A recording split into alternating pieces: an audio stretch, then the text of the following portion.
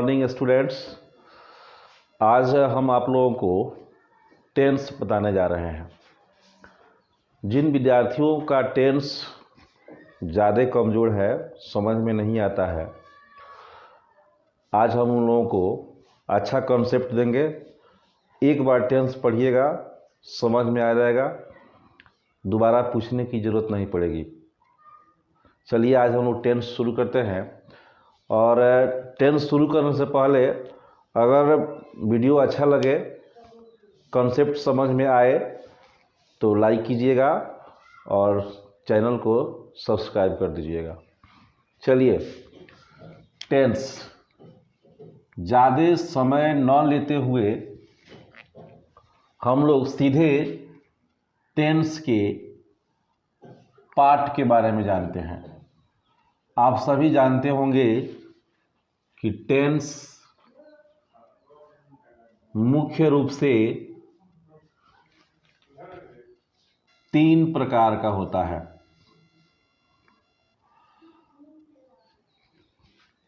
पहला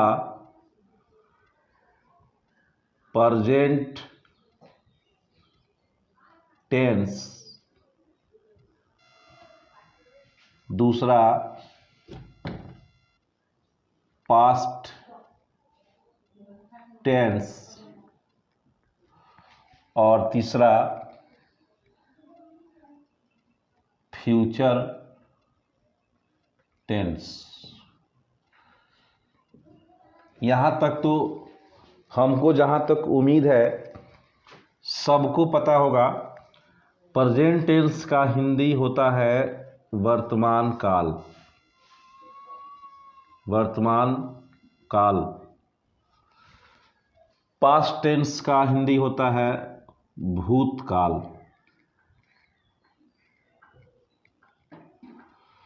और फ्यूचर का हिंदी होता है भविष्यत काल।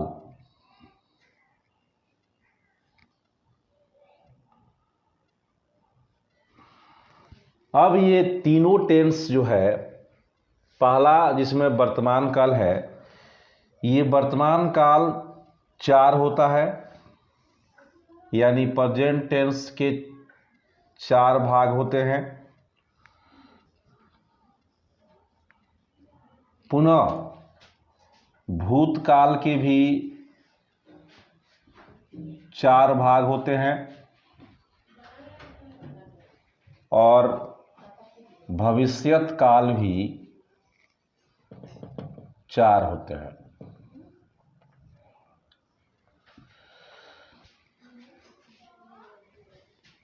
प्रेजेंट टेंस का पहला भाग होता है सिंपल प्रेजेंट टेंस।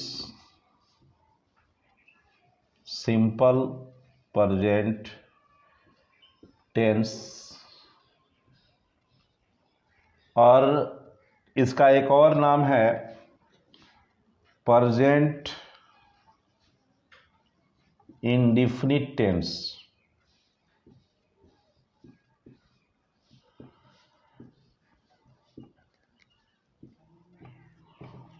और दूसरा है प्रेजेंट कॉन्टिन्यूअस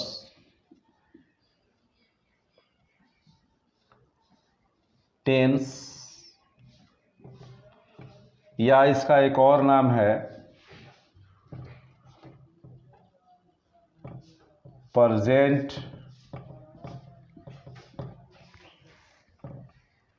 इम्परफेक्ट टेंस।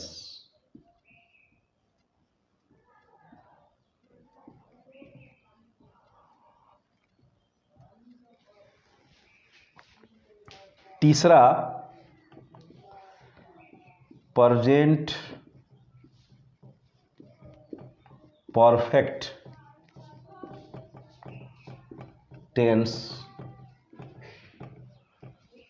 और लास्ट चौथा प्रेजेंट परफेक्ट कॉन्टिन्यूअस टेंस।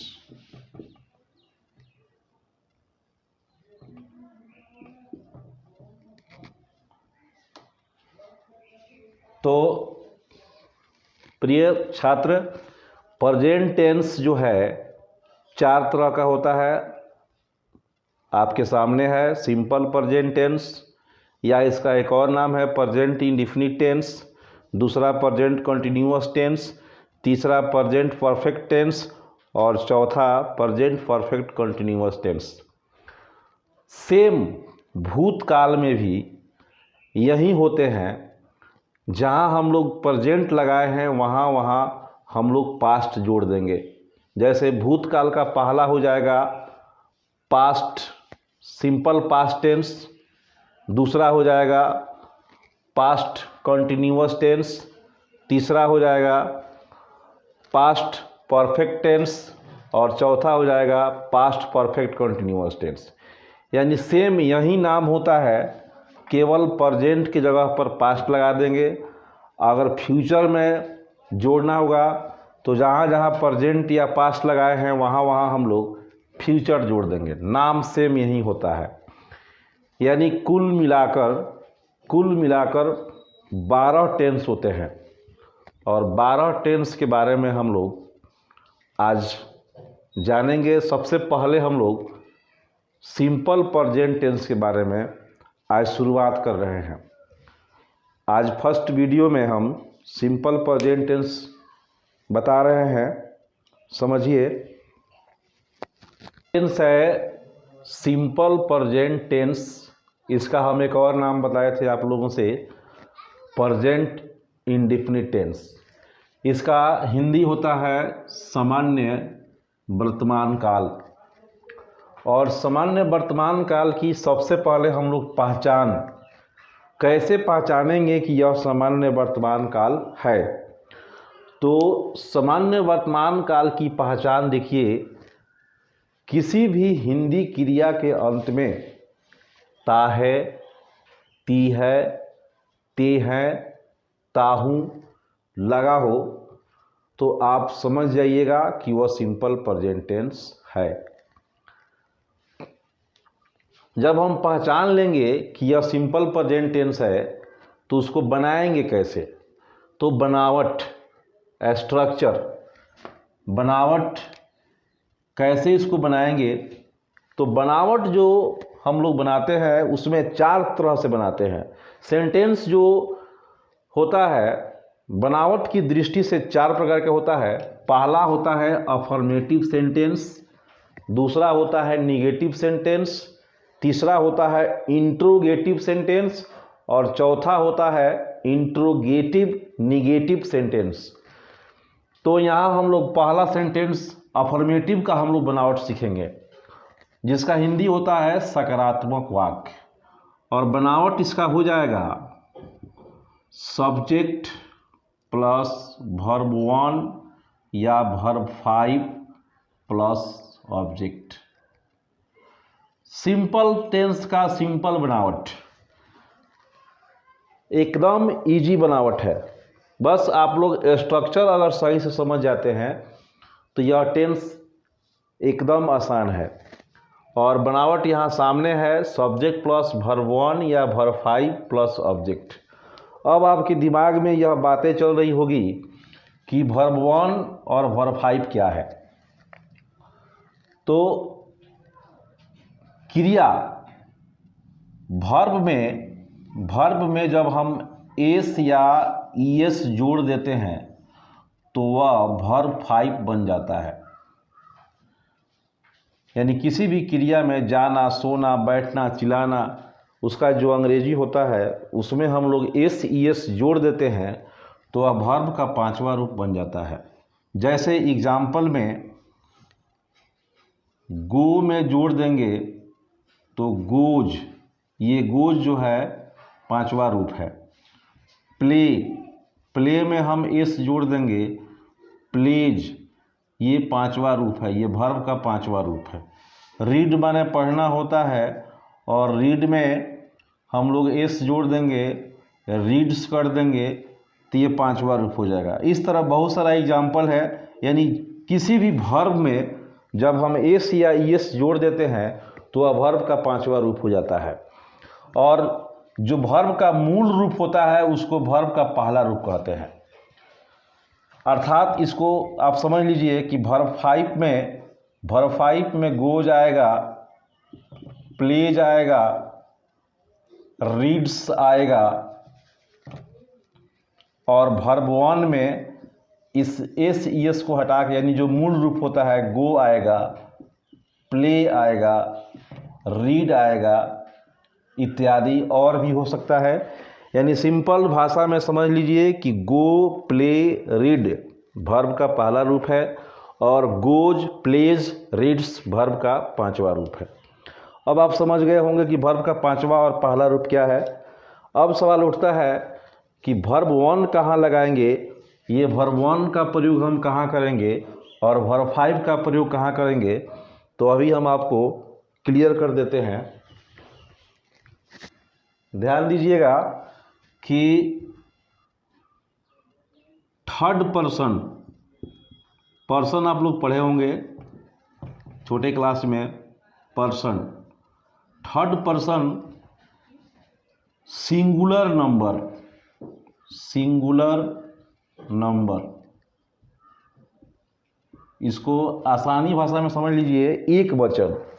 यानी थर्ड पर्सन में हम लोग जानते हैं कि क्या क्या आता है। थर्ड पर्सन सिंगुलर नंबर यानी ही, सी, इट या एक नाम। सिंपल भाषा में समझ लीजिए, ही, सी, इट या एक नाम के साथ हम लोग वर्ब का पांचवा रूप लगाएंगे, यानी वर्ब में एस या ईएस जोड़ देंगे। और शेष जो भी पर्सन बच गए उनके साथ हम लोग वर्ब का पहला रूप लगाएंगे। सिंपल सा तरीका है कि ही, सी, इट या कोई एक नाम हो तो उसके साथ हम लोग वर्ब का पांचवा रूप का प्रयोग करेंगे, यानी वर्ब में एस ई एस जोड़ देंगे। और शेष जो भी पर्सन है, शेष पर्सन का मतलब हो गया आई, वी, यू, दे या दो से अधिक नाम, दो या दो से अधिक नाम के साथ हम लोग वर्ब का पहला रूप लगाएंगे। तो हमें उम्मीद है कि आप लोग समझ गए होंगे कि वर्ब 5 कहाँ लगाते हैं और वर्ब 1 कहाँ लगाते हैं। एक बार फिर से समझ लीजिए, third person singular number, he, she, it या एक नाम, कोई भी एक नाम हो उसके साथ वर्ब का पांचवा रूप। और शेष जो बच गया, जो भी पर्सन शेष बच गए उसके साथ हम लोग वर्ब का पहला रूप लगाएंगे। अर्थात आई, वी, यू, दे या दो से अधिक नाम हो तो उसके साथ वर्ब का पहला रूप लगाएंगे। एग्जाम्पल सामने है, राम विद्यालय रोज जाता है।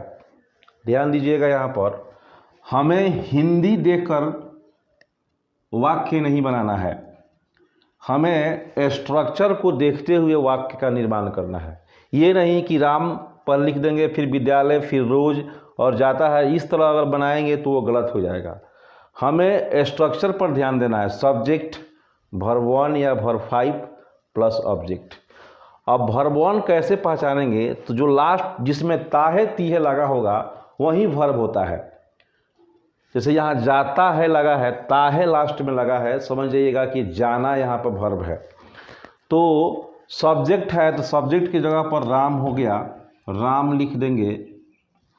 और वर्ब 1 या वर्ब 5, अभी हमने बताया है कि एक नाम के साथ वर्ब 5 का प्रयोग करते हैं। और वर्ब यहाँ पर है जाना, और जाना का अंग्रेजी गो होता है, गो में ईएस लगा देंगे तो ये वर्ब 5 हो जाएगा। तो Ram goes to a school, किसी जगह के पहले टू का प्रयोग करते हैं तो स्कूल हो गया। और रोज है, रोज चूँकि समय है और समय हमेशा वाक्य के अंत में होता है या शुरू में होता है, तो यहाँ हम लोग रोज का अंग्रेजी डेली लिख देंगे। हो गया, राम विद्यालय रोज जाता है, Ram goes to a school daily. एक और एग्जाम्पल, वे लोग प्रतिदिन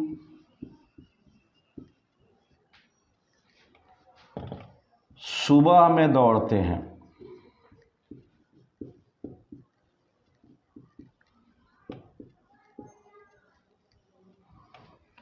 थोड़ा सा वाक्य लंबा है, यहाँ प्रतिदिन लग गया, सुबह में लग गया, ये दोनों समय है और समय हम बताए हैं कि वाक्य के अंत में लगता है। तो वे लोग का अंग्रेजी हम जानते हैं कि दे होता है, सब्जेक्ट दे हो गया। अब वर्ब 1 या वर्ब 5, तो दे के साथ हम अभी बताए हैं कि वर्ब 1 का प्रयोग करेंगे। और यहाँ वर्ब क्या है, दौड़ते, लास्ट में ते लगा है तो दौड़ना यहाँ पर वर्ब है, तो दौड़ना का रन होता है, तो दे रन, इतना बन गया कि वे लोग दौड़ते हैं। और सुबह में in the morning, in the morning, और रोज़ का अंग्रेजी या प्रतिदिन का अंग्रेजी डेली होता है या एवरीडे होता है, यहाँ डेली लगा देंगे। हो गया, सिंपल सा वाक्य बन गया, वे लोग प्रतिदिन सुबह में दौड़ते हैं, they run in the morning daily.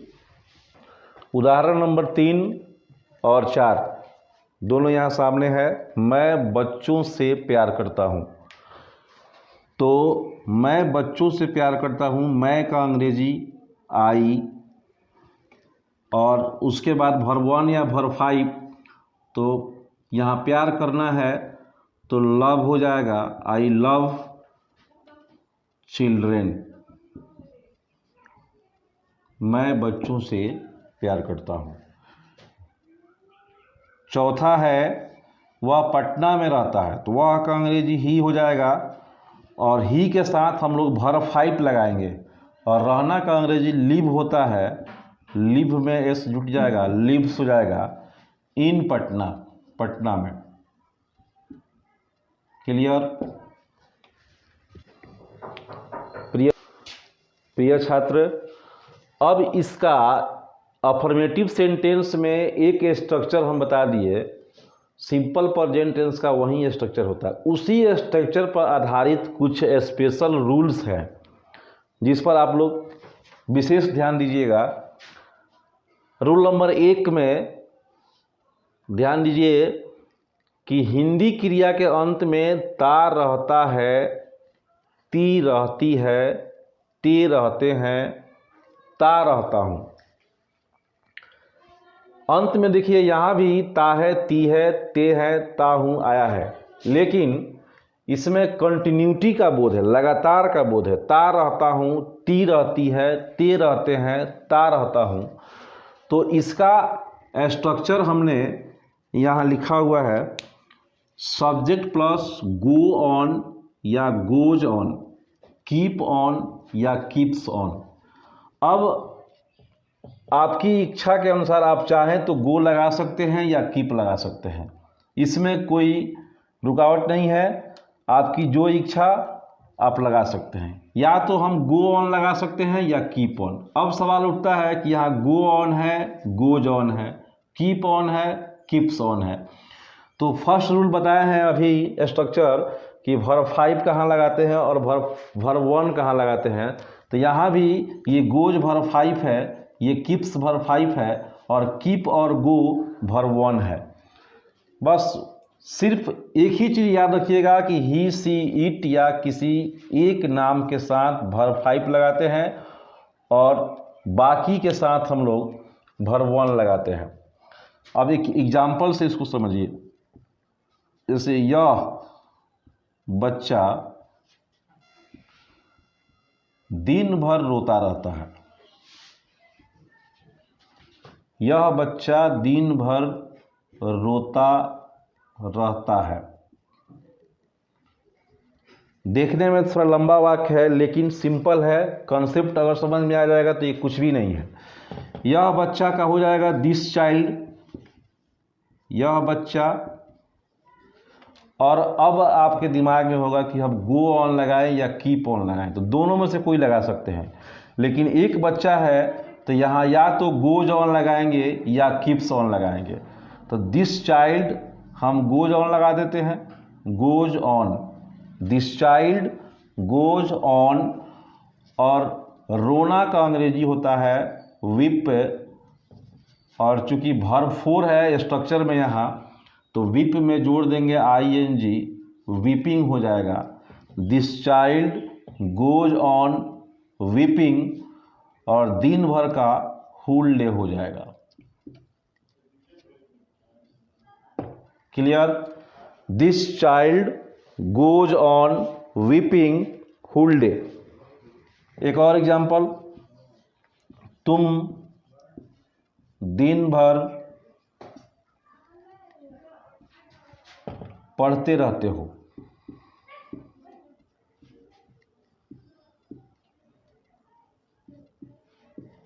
तो अब आप देखिए क्या होगा, तुम का यू,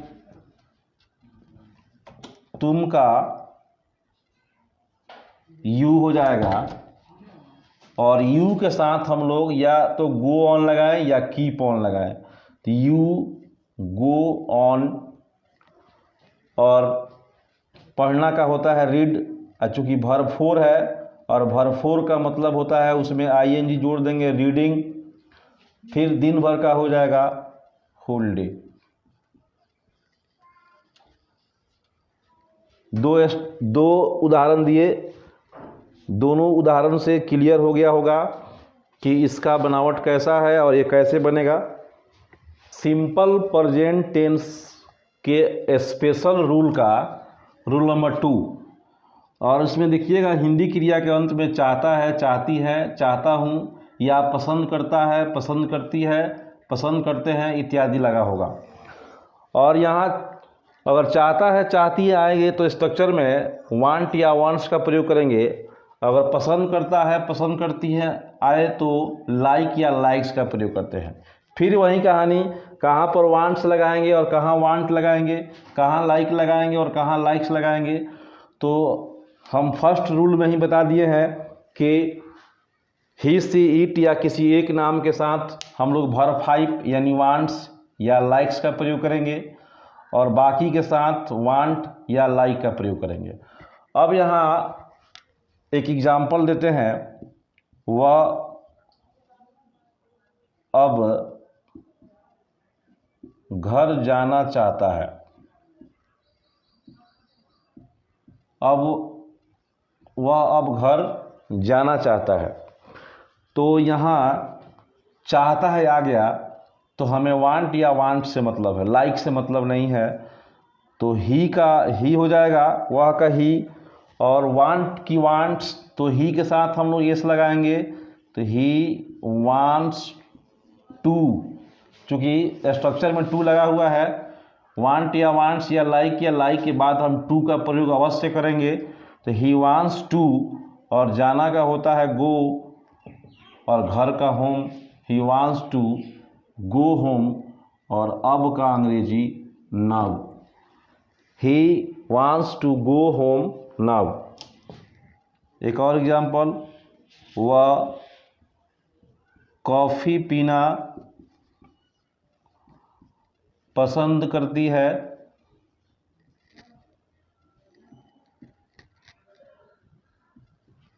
तो हो जाएगा सी, और सी के साथ पसंद करने का लाइक या लाइक्स, तो चूंकि सी है तो वर्ब का 5वां रूप यानी कि लाइक्स, लाइक्स के बाद टू का प्रयोग अवश्य करेंगे, लाइक्स टू, और कॉफ़ी पीना का टेक कॉफ़ी।